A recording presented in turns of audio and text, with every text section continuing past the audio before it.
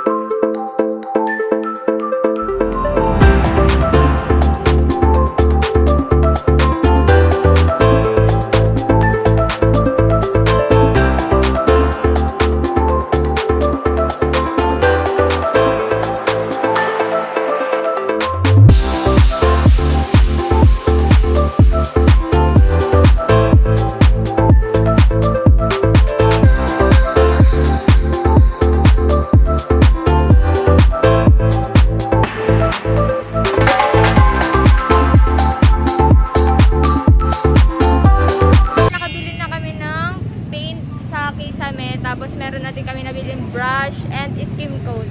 Ayan. Pero pa kami, may panliha din. Tapos kulang pa siya ng yung pangkulay dun sa pinakang bahay. Kasi yung binili lang ay pang kisame.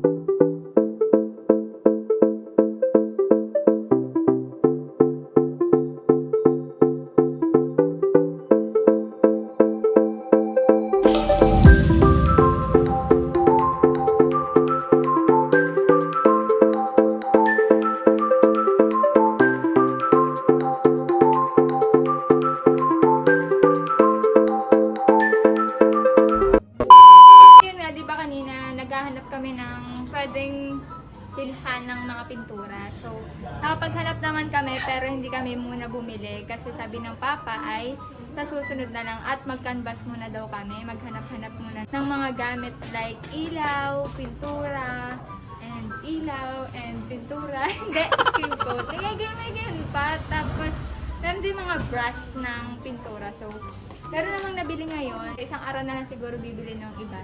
Mamaya pupunta kami dun sa salon. Update namin kayo. Update for the house. Ayan, nandito na kami sa may salon. And papakita ko nga sa inyo yung update sa bahay na ginagawa. And ito na siya, guys. Oh, iyak muna. Wala, charis. Hindi, ito na nga yung nagawa sa ilang buwan na paggagawa. Sa almost 3 months na paggagawa, ito na yung result. And ito na. Ayan. Yan na po yung nagawa. Then, ayan, nakikita nyo, dati ay wala pa siyang bubong. Ngayon ay meron ng bubong. Then, meron na siyang color. Pero hindi siya yun yung pinaka-exact na kulay. Kasi yan ay Duraplast pa lang. Parang pinatong para kuminis. Ganon. And yung pintura nga na ikukulay dyan ay medyo malapit lang din dyan. Then, may brown-brown pa yan pero hindi pa mapapakita. Siguro makapakita na yung kulay na yan is gawa na yung pinakang bahay. Pag house tour na namin papakita. And ayun, ito nga yung unahan. Nalagyan na siya ng color-color. Then, ito ay, ito. Nalagyan na nung pinakang, ano ba tawag dito? Basta meron siyang paukab-ukab. Kasi yun yung nasa design talaga. Nasa layout ko. Yan, ginaya talaga dyan. Ito yung nakakatuwa. Kasi nung dating nakita kong, as in wala pa siyang kulay. Tuwan-tuwa na ako dahil nagaya nga yung nandun sa picture. And ayan yung binta-bintana na wala pang bintana.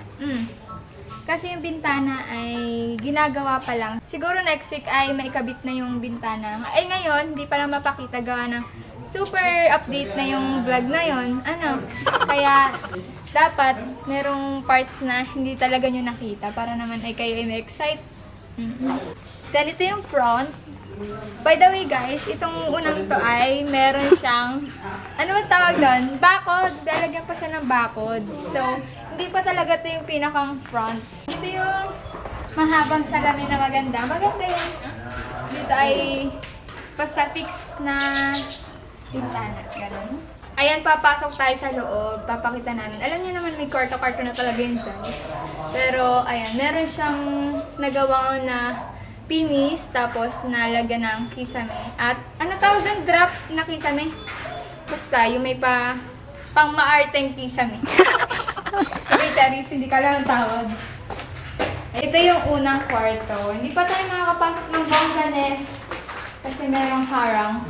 Ayan, nagawa siya ng ano. Ayan, yan yung maarte daw na Kisame. kisame. Kasi ito ay pang maarteng kwarto. Alam niyo kung kanino yun? Hulaan nyo na lang. Ano? Kung kaninong kwarto to. Ayan, tapos ayan, mga bintana. Tapos bintana ulit. Ayan. Then ito yung next na kwarto. Ayan. Meron akong kisame. Ayun, oh. Kisame na walang... Ayan yung kisame na walang kaartihan. Ayan naman yung pangalawang kwarto na pinis na at may kisame na kahit pa paano. Ano? Ayan, ito yung patatlo. Ayan. Ayan, meron na ding kisame. And pinis na din. Tapos, by the way guys, makita ko lang tong hagdan na mahiwaga. Ayan. Taas ka nga.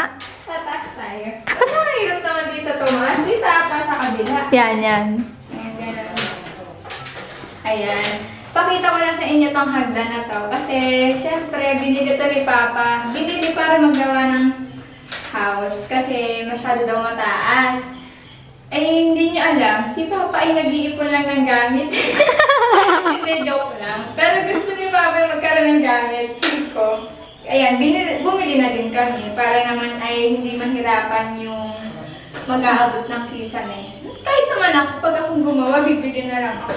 Ngalay ang ulo yan, oh. Ngalay ang ulo. Ayan. Tapos ayan yung bintana. Then, ayan, ayos na tong kwartong to. Kukulayan na lang din. Then, ito yung kusina na hindi pa nagagawa. Puro gamit pa lang. Pero ito yung kusina niyang part. Ito. Tapos, ayan, may saksakan na din. Tapos, dito magkakaroon siya ng harang eh. Pero, hindi niyo pa lang makikita ngayon kasi hindi pa naman tapos.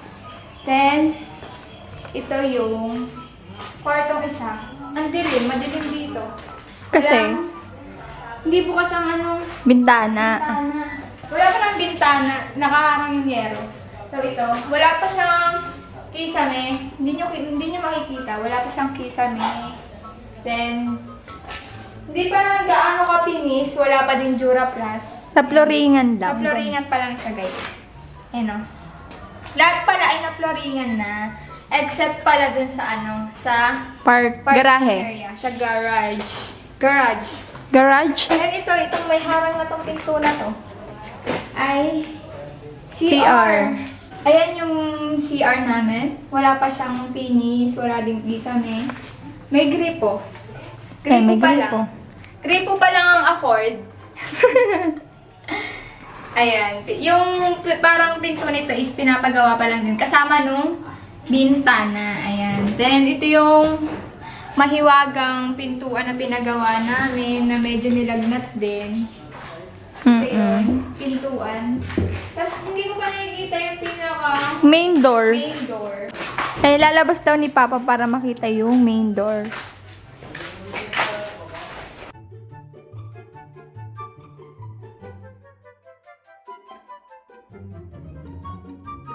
Siyempre siya yung may ibang price kasi main door.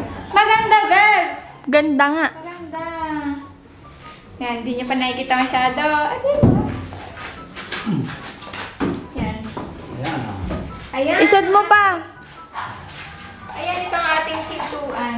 Pintuan. Main door yan. Kung ay meron ditong, ano, yung password. Ganon. Ito yun. Pero sabi ko kay Grace, gusto ko ng maganda ang doorknob. Yung, basta maganda siya, hindi yung normal lang na pag-ganon. Yun. Kasi ako ay, Maarte. hindi, gusto ko lang ay magawa yung dream house talaga namin ni Grace. Dream house, edi sundin mo lahat ng gusto mo. Mm-mm. Pangarap mo. sa bahay niyo. Kaya, ayun. Then, ito yung salas na hindi pa medyo nagagawa. Hindi pa medyo nagagawa. Gawa na pala siya kasi wala lang gamit. And wala pa siyang finish and wala pa ang kisame. Ayan, tingnan niyo yung kisame, wala pa din. Yan, puro ahas ah. Ayun lang yung nasa loob. Then, punta tayo sa may labas, which is sa dirty kitchen. Dirty kitchen yard. Ayan. Medyo makikipot lang dito, pero ayos na din. Ayos Basta na may din. harang. Kasya ang tao pa din. Kasya ang tao. Dito ay CR. Di pa din nagagawa ng parang, ano ba tawag doon? Kisame and mga dingding yung CR. So, Ito pa lang yung gripo. Ayan yung gripo. yan. Sinisimulan pa lang. Nagawa na naman ng ibang fart. Fart? Fart yarn ng RC ah. Then, ito yung, hindi ko alam kung may lalagay dito na semento eh. Parang kitchen. Pero hindi na siguro. Then, dito sa dulo ay